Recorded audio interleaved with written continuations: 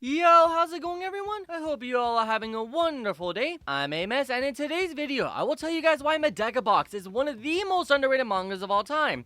This video will contain spoilers. So to begin, let's quickly talk about the premise of Medaka Box. It's about a first-year high school girl named Medaka whose eccentric nature allowed her to become student council president. She goes around making the school a better place using her unrivaled intelligence and physical capabilities. There's also her completely out of the ordinary personality that turns enemies into allies. As the story continues, we are introduced to a special class composed of people who have special abilities called abnormalities. Then another ability is introduced called minuses, which are a form of abnormalities. And then another ability called unequals is revealed, which is supposed to be the combination and original form of abnormalities and minuses. And so on and so forth. So you can kind of get the premise here. It's a battle manga with an ever-evolving combat system. So on the surface, there's nothing special going on here. But when you start looking into the various abilities presented here, you begin to see the reason for all of these different types. Despite them at the core being the same thing, they are all just a form of supernatural abilities. It's the way the characters develop these abilities that make them so unique. Abnormalities are developed early on in life and are a result of a positive attribute. Medaka, for example, the protagonist, has the abnormality called the End, which allowed her to mimic any abnormality she sees and perfect it. This ability was born due to her innate natural, physical, and intellectual talents. Minuses are similar in the case where they are developed early on in life. However, they are a result of negative attributes. The poster boy for the minuses is Kumugawa. He actually has a variety of minus abilities, but the one he got at a young age is called Bookmaker. It's an ability that causes anyone who is impaled by one of his screws to become as depressed as him, which, due to him being the most miserable person in the world, anyone who gets hit by it becomes debilitated and loses the will to live. It was formed from his incredibly negative outlook on life. Then there is the not equals, beings who exist outside the norm and could possess both minus and abnormal abilities. These abilities are born from special circumstances, and not a result of a character's mental state. I will cover the special circumstance later on in the video, so for now, let's focus on the first not equal and first ability user in the world of Medaka Box,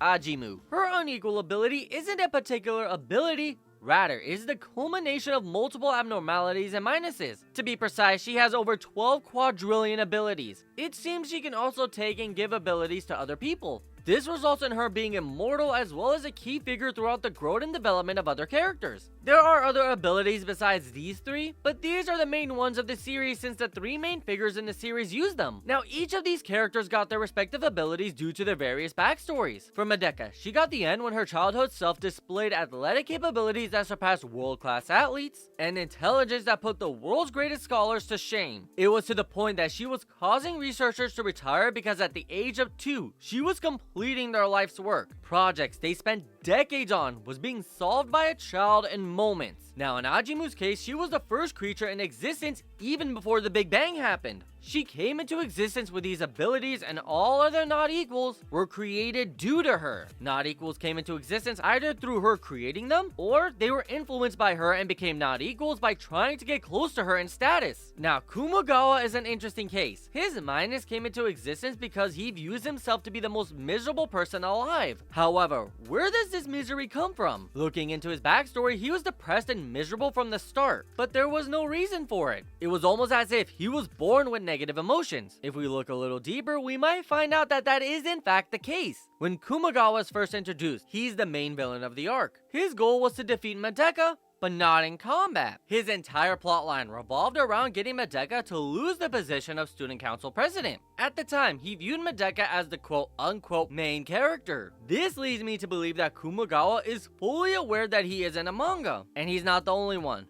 Ajimu was also aware of this. She's referenced how many manga volumes were out at the time, as well as mentioning characters from other mangas. And so moving forward with this in mind, I will begin discussing the biggest factor in why I believe Medaka Box is underrated. Now, the fact that these two characters are aware that they are in a manga may not seem like a big deal until you look at the bigger picture. As I was stating earlier, Kumugawa's ability is directly tied to this. He had a negative mindset from the moment he was conceived, because he knew that the whole reason he was brought into existence was to be used as an antagonist to Medaka's story. His entire existence is treated as a stepping stone for the protagonist. So during his tenure as the antagonist, he avoided direct confrontation with Medaka. He instead tries to get her removed from her position as student council president, which results with them having a student council war. The war begins with a battle between the general affair managers, which for Medaka was her closest friend and boy she liked, Zenkichi, and for Kouki, it was himself. He didn't take the position of president because he didn't think he could beat her, so instead, he tried to psychologically torment Medaka by fighting the man she loved. However, his mindset changes throughout the series. At the end of the arc, he decides to confront Medaka in hopes of beating the main character and overcoming his fate. However, he fails miserably and loses, but instead of being tossed out in the gutter like he expected, he instead was invited to join the student council by Medaka as her vice president, and went from being the antagonist of the series to the rival character. Now, outside the fourth wall breaking ability him and Ajimu possess, there is one other unlisted ability in the series that might have gone over some people's heads, and that ability is Medaka's protagonist ability. Now, I know what you guys are probably thinking, being a protagonist isn't an ability.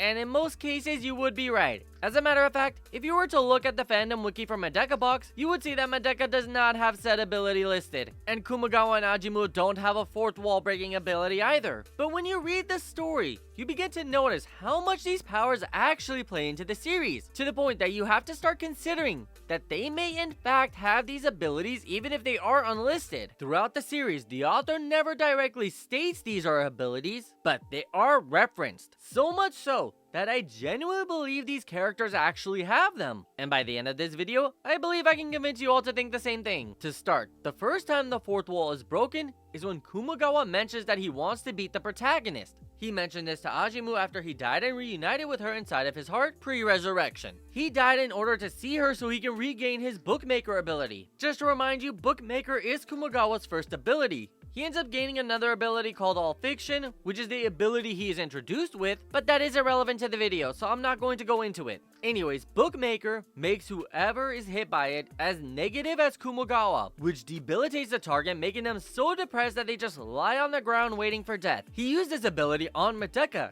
and despite being hit by it and becoming depressed, she instantly stood up. Kumogawa's ability had no effect on her. At the moment, it's believed it was due to sheer tenacity that allowed her to resist it. However, in the next arc, we learn a little more about how she actually resisted Bookmaker. In the next arc, we are introduced to Ajimu, and similarly to Kumogawa, she avoids fighting Medaka directly, choosing to instead insert 5 not equals into the school, who will eventually take over the student council. She planned to just wait 3 years for Medaka to graduate and the series to end before continuing her plan, because Medaka is too strong of a main character. No matter what she does, Medaka will overcome it. She recognized Medaka as the protagonist of the series and implied one of the effects she gains from it, and that is, Medaka has plot armor. Ajimu recognized this and saw no point in trying to beat her, despite her having 12 quadrillion abilities, none of which can defeat Medaka due to her plot armor. The fact that both Kumogawa and Ajimu recognize this ability and try to avoid direct confrontation proves that these are genuine abilities the characters have, and they play a key role in the story. In Medaka's case, it's the main reason she strives to make everyone happy. She isn't aware that she isn't a manga since she doesn't have a fourth wall breaking ability, which resulted with her being depressed and angry as a child. But the connections she makes growing up changed her viewpoint on life, allowing her to become a proper protagonist. Although these connections could have also been a part of her protagonist ability. She does believe it was fate that her and Zenkichi met. The fact that their world is a manga with her as the protagonist means that no matter what, her and Zenkichi were going to meet and he was going to change her for the better. Anyways, for Kumogawa, his entire negative attitude is a result of his fourth wall breaking ability. He knows his life is meaningless, and no matter what he does, he's simply destined to be beaten by the protagonist. He does eventually become a rival character and begins to change for the better. This causes his ability to grow and develop and have a more positive attribute to it, although it's still a minus. An incomplete minus, but still a minus nonetheless. In Ajimu's case, her fourth wall breaking ability allowed her to know Medaka as the protagonist because of the name of the series. It also plays a huge role in the fourth arc. It's why she inserted not equals into the school.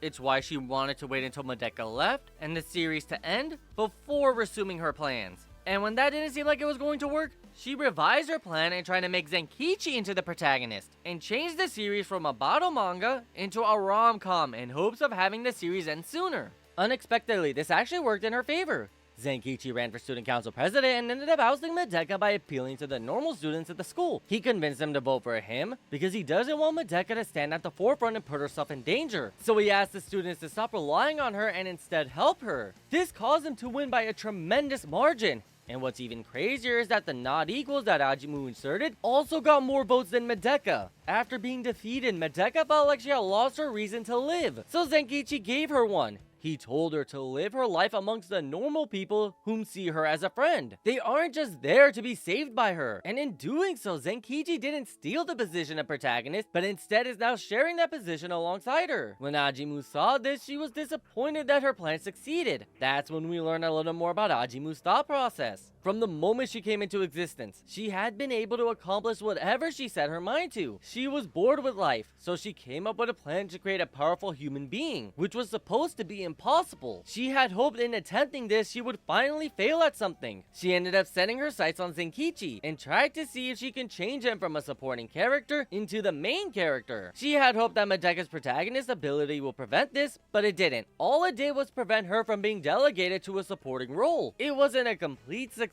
but a success nonetheless. At that point, she felt that her role as an antagonist had concluded and decided to kill herself. She felt that nothing was impossible for her. She could even overcome Medaka's plot armor since there were now two main characters. Ending her life was the only way to end her meaningless existence. Medaka, however, wasn't going to let that happen. She had stopped her and figured out Ajimu's way of thinking. It was at that moment that Medaka revealed to everyone that Ajimu views their world as a manga. Of course, everyone thought that this was ridiculous.